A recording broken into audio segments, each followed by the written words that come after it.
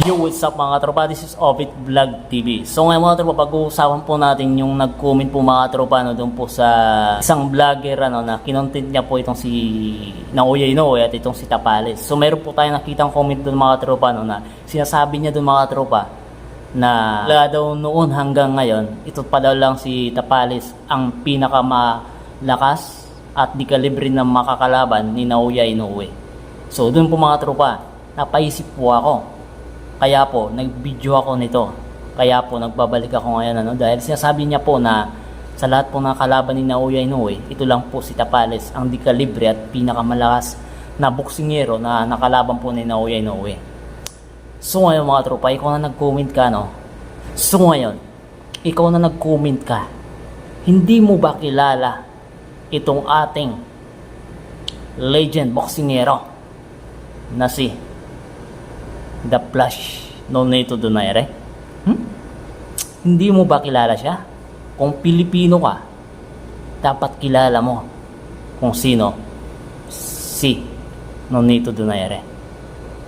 Dahil kung kilala mo, bakit mo sinabi sa comment mo na si Tapales ang pinakamalakas na makakalaban pa lang ni Naoya Inoue?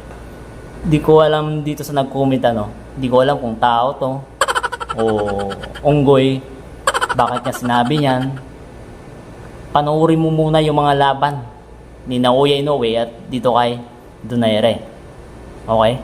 Ang sabihin mo dapat sa comment mo, sa lahat ng mga nakalaban ni Naoya Inoue, dyan siya nahirapan kay Nonito Donaire. Okay? Si Nonito Donaire po ang pinakamalakas, di kalibre na nakalaban ni Naoya Inoue.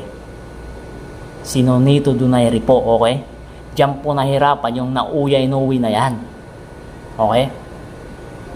At isa pa, sa lahat ng mga nakalaban ni Tapales, sino ba doon ang di kalibre? Sino ba doon ang malakas? Wala, di ba? Pero dito sa kay Donaire, yung mga nakalaban niya dati, mga nakakalaban niya, mga di kalibre. Okay?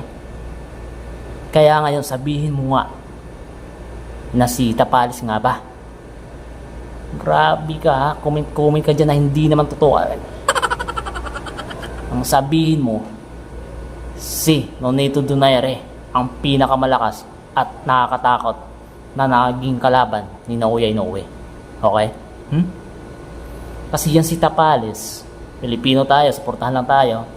Pero kung dumating man yung pagkakataon na ipaglaban niya si Tapales at si Donaire, wala pa yan. Marami pa man yung kakainin bigas si Tapales. Okay? So yun lang mga tropa. Nag-react yung video lang ako dyan sa comment na yan dahil sinasabi niya na si Tapales daw ang pinakamalakas na mga nakakalaban ni Naoya Inoue, na hindi niya alam na si Donaire yun. Okay? Yun lang mga tropa. Peace out. Obit Vlog TV po. Subscribe na. Merry Christmas. Bye. 4 oras lang. Pinakamalakas.